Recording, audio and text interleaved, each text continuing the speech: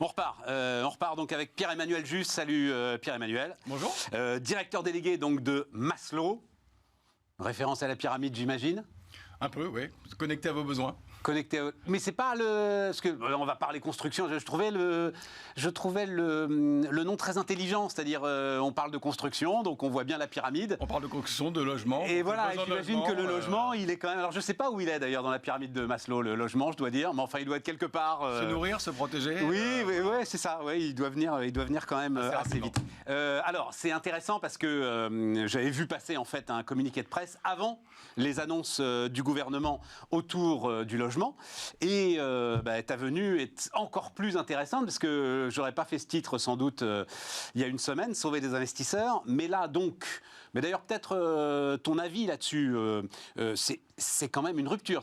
C'est la première fois donc, moi je regarde depuis 1984, ouais. C'est ça, hein, depuis Méhaignerie, qu'il n'y a pas de dispositif d'incitation fiscale sur l'investissement locatif dans le neuf. Hein, et on parle bien du neuf. Ouais. C'est une rupture importante. Oui, c'est la première fois, effectivement, que le gouvernement ne prolonge pas ou n'encourage pas le dispositif. On va voir les conséquences, parce que c'est une nécessité aussi pour les promoteurs. On sait qu'aujourd'hui, une vente sur deux dans le neuf, ce sont des investisseurs. C'est ça. Que lorsqu'on monte une promotion, on a besoin de 50% de vente pour avoir sa garantie financière d'achèvement. Et que généralement, ce sont les investisseurs qui sont là, présents au départ, avant les primo-accédants ou les gens qui en font leur logement, tout simplement. Donc, c'est une rupture. On va voir comment ça va se passer. On va voir si les investisseurs profitent d'un effet d'aubaine, déjà, sur le court terme. On verra bien. Pourquoi le temps que le dispositif actuel s'éteigne, c'est ça? Oui, C'est quoi encore? Parce que je suis perdu dans les milliers. C'est encore du Pinel, là Alors, on a plusieurs dispositifs. Elle n'aura jamais été aussi célèbre que ça, Pinel plus, voilà. Donc mais c'est toujours autour de Pinel, qui elle-même succédait à Duflo. Exactement, jusqu'à fin 2024. Aujourd'hui, deux dispositifs cohabitent, le dispositif Pinel et le dispositif Pinel plus, pour les logements qui respectent des réglementations énergétiques. Et dis donc, Pierre-Emmanuel, tu viens de me donner peut-être une première clé de lecture que je n'avais pas. C'est-à-dire que si tu te dis que tu es dans une crise cyclique, quand même, et c'est quand même ça, hein, à un moment, l'activité économique, faut peut-être se réhabituer au cycle. L'idée, effectivement, de ne rien relancer te met en fait une pression là, jusqu'à la fin de l'année.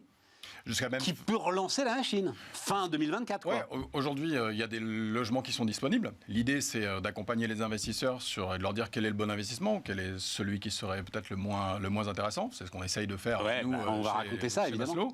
Évidemment. Mais effectivement, puisque généralement, quand il y a un changement de dispositif, si vous vous souvenez bien, quand on est passé de... C'était Cellier avant Duflo. Bien, Cellier. Voilà. On se pose toujours la question... qui se balade quelque part. Est-ce que le nouveau dispositif est mieux que l'ancien? Bon, là, comme a priori, il n'y en a pas de nouveau, finalement, mieux vaut tenir que courir. Est-ce que les investisseurs ne vont pas en profiter? Voilà. Il y a un peu de stock quand même, hein. Il y a à peu près 40 000 logements aujourd'hui en projet, à peu près la même chose en construction qui ne sont pas vendus. Il y a tellement de stock que la Caisse des dépôts est obligée d'y aller. 17 000 logements. Voilà, et enfin pour l'instant. Mais visiblement l'État en attend un petit peu plus pour essayer. Ce qui est pas mal d'ailleurs en termes d'utilisation des fonds publics, parce que j'imagine que ces logements sont rachetés à prix bradé à des promoteurs qui étaient en train de... Généralement, c'est de l'achat en bloc.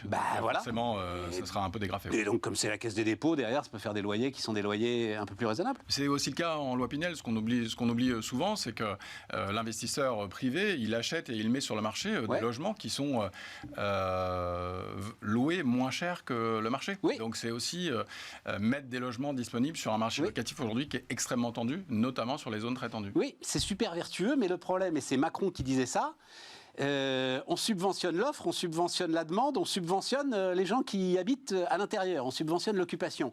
Et résultat, on n'a pas assez de logements et c'est plutôt plus cher qu'ailleurs. Hein. C'était ce que disait Macron. Et donc depuis 1984, et que ces dispositifs se succèdent, on n'a pas l'impression qu'on a résolu la crise du logement. Oui, mais il y a un sujet à arroser le sable quand même à un moment. Oui, mais si on le fait pas, on regarde combien ça coûte, il faut aussi regarder combien ça rapporte. Voilà, tout le monde dit qu'aujourd'hui l'immobilier neuf c'est 90 milliards d'euros de collecte, c'est de la TVA. C'est aussi ça. Et surtout, aujourd'hui, on ne va pas résoudre le problème du logement s'il n'y a pas un choc d'offres, qui était aussi promis par le président en 2017. Et on a besoin des investisseurs privés, des investisseurs Donc publics. toi, tu dis c'est dangereux? Donc rentrons dans le vif du sujet. Là, Maslow, donc dont le boulot est, et on va y aller parce que derrière il y a des choses intéressantes sur le locataire, etc. Enfin bref, il y a une vraie expertise évidemment.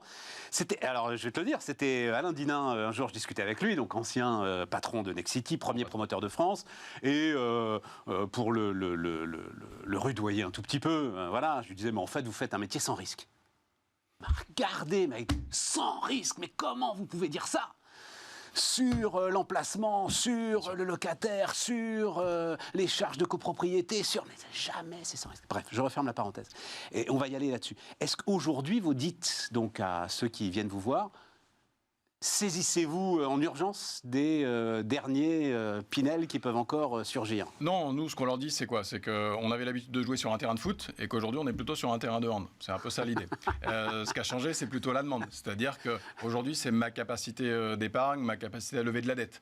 Donc, quand il y a 18 mois, je pouvais lever 300 000 euros, aujourd'hui, je peux lever 220 000 euros. C'est quoi le meilleur projet à 220 000 euros? C'est ça l'idée.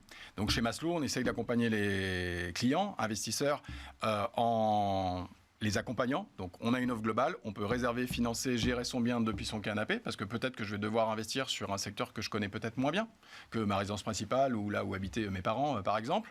On a un algorithme aussi qui score chaque appartement. Est-ce qu'un appartement qui n'a pas d'extérieur, un appartement qui n'a pas de parking a la même valeur que finalement un appartement qui n'a pas ces deux choses-là? Et puis aussi l'expertise, parce que la data, ça fait pas tout. La data, la géolocalisation des commerces, des services... Ça fait énormément quand même, la data pour... Ça fait beaucoup de choses pour scorer un appartement quand même, comme tu dis. C'est indispensable. Parce que tu as la localisation, tu as les projets, enfin si on prend la région parisienne, tu as les projets du Grand Paris qui sont aujourd'hui stabilisés, enfin tu as tout ça. Oui, mais ça suffit pas. Je vais vous prendre un exemple. Oh, vas-y. Moi, pendant 9 ans, j'ai travaillé 59 avenue Maréchal de Saxe à Lyon. Géolocalisation, le tram, la pharmacie, la boulangerie, tout à côté, le marché, 200 mètres du 6e arrondissement de Lyon, tout formidable. En face de la caserne des pompiers. Quand je dis en face, la caserne des pompiers à Lyon, pour ceux qui sont déjà... Elle est dedans. J'ai jamais passé un coup de fil sur le trottoir sans être dérangé par les sirènes.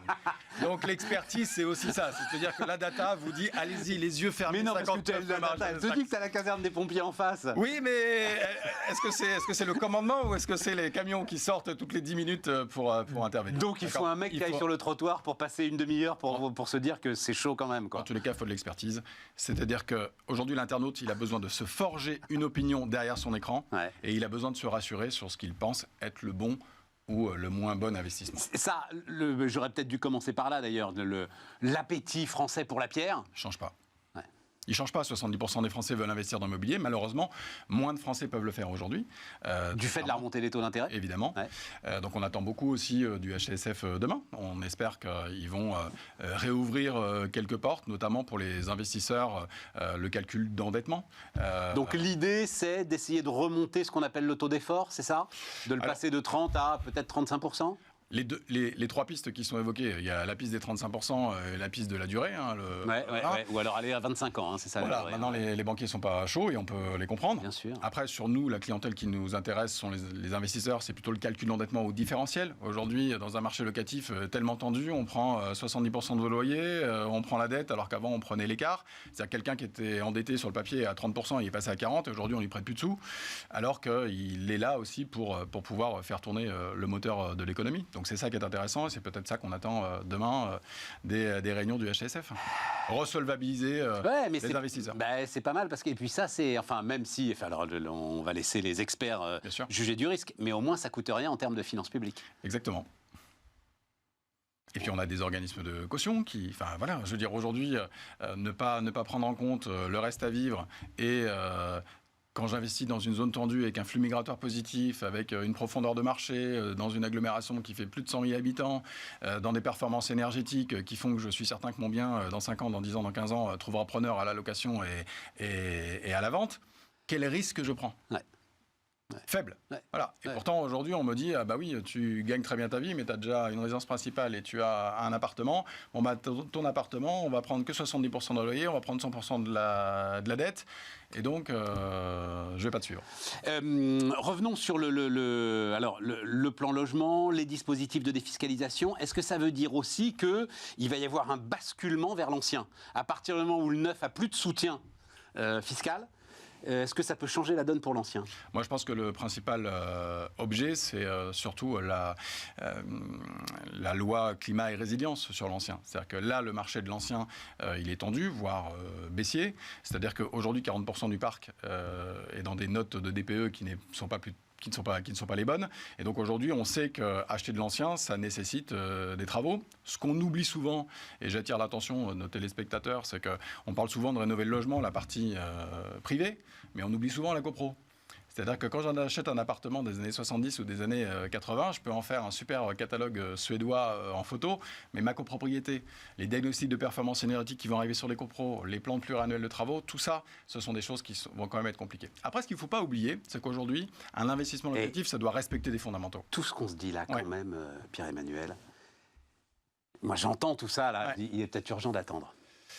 Est-ce que ce n'est pas le plus grand risque pour le secteur, en fait? Alors, là, tu viens de mettre, et merci, mais les uns derrière les autres, énormément de points qui, alors sans doute justifient ton expertise, mais peut-être aussi amènent l'investisseur à se dire, pouf, en tous les cas, on va aller mettre ça du côté d'une assurance vie tranquille et puis on verra dans 2-3 ans comment ça tourne. Oui, mais dans l'assurance vie, il y a moi qui vais mettre des sous sur mon assurance vie au mois de janvier, je vais mettre 500 € et au mois de février, je vais toucher 500 € et des intérêts. On est d'accord. Si je fais de l'immobilier, je peux faire travailler l'argent des autres, celui du banquier, mais a priori, on s'enrichit plus avec l'argent des autres qu'avec le propre. Voilà, donc quand on a l'effet de levier des crédits et le locataire qui peut y participer, et puis peut-être un avantage fiscal. Et même, l'avantage fiscal n'est qu'un support sur l'immobilier. C'est-à-dire qu'aujourd'hui, c'est toujours de se dire, est-ce que l'appartement... On prend des exemples, souvent, il y a des régions, il y a des villes en France sur lesquelles le dispositif Pinel n'est pas intéressant. Voilà. Aujourd'hui, à Bordeaux, vous êtes en zone B1, vous achetez un studio de 25 mètres carrés, vous allez pouvoir le louer 270 €, 260 €. Est-ce qu'un studio à Bordeaux, ça vaut 260 € sur le marché locatif? Non, ça vaut 500, 550, 600 s'il est très bien placé. Quel est l'intérêt de faire un dispositif Pinel à Bordeaux sur un studio? Aucun. Est-ce que c'est intéressant d'investir à Bordeaux, ville étudiante, sur un studio? Peut-être que la stratégie, c'est de la location meublée. Peut-être que la stratégie, c'est de partir sur des résidences services avec bague commerciale, tranquille, j'ai mon rendement, j'ai ma certitude sur le long terme. En tous les cas, c'est d'avoir un raisonnement marché, investissement, effet de levier. Aujourd'hui, on dit les taux sont élevés. OK, ils sont plus élevés qu'il y a 18 mois. Ils sont dans une normalité qu'on a déjà pu connaître. Absolument. Si ça continue d'augmenter, j'ai bien fait de rentrer dans la danse.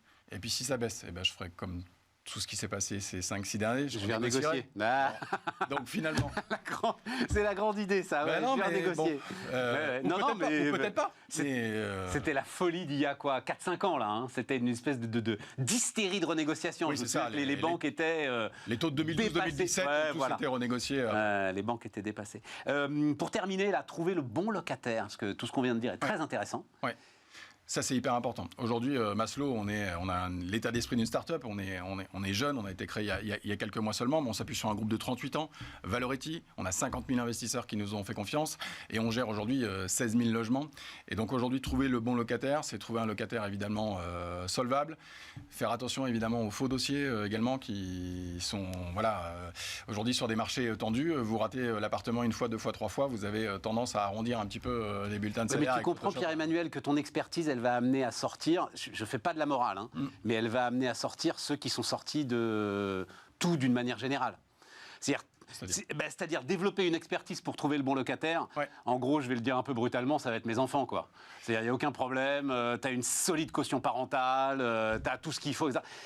Et ceux qui ont besoin de rien, en fait. Aujourd'hui, nous, on le fait pour les clients. C'est-à-dire qu'effectivement, on va interroger l'employeur pour vérifier que Pierre-Emmanuel Juillet est bien salarié en CDI. Est-ce qu'on ne pourrait pas aider le locataire à trouver le bon propriétaire? Alors oui, mais aujourd'hui le marché est tellement tendu. C'est-à-dire que sur le marché locatif aujourd'hui, moi je vis dans une ville où il y a le plafonnement des loyers, mais le plafonnement des loyers n'a jamais résolu quoi que ce soit. C'est-à-dire qu'aujourd'hui mon locataire qui peut payer 800 € de loyer, on dit voilà, le propriétaire tu peux plus louer 800, tu vas pouvoir louer 700. Mais le locataire qui est choisi, c'est lequel? C'est celui qui pouvait payer 800, puisque j'ai 50, 60, 80 demandes de dossiers sur mon logement. Donc en fait, choisir le bon locataire aujourd'hui, c'est juste s'assurer évidemment qu'il est solvable, et puis de vérifier. Et s'assurer que l'ensemble des déclarations qu'il fait sont sincères et correctes. Exactement. Voilà. Et puis se faire accompagner par des professionnels qui connaissent bien le marché. Peut-être aussi d'envisager, lorsqu'on fait un investissement locatif dans le neuf, de dire quel est mon marché à la sortie. Est-ce que si j'investis, je ne sais pas moi, dans le Var, aujourd'hui, j'ai une sortie résidence principale, j'ai une sortie résidence secondaire, j'ai une sortie location saisonnière, j'ai une sortie immeublée. Voilà. Pierre-Emmanuel, merci pour tout ça. Merci. Maslow donc, avec nous, Pierre-Emmanuel Jus sur Bismart.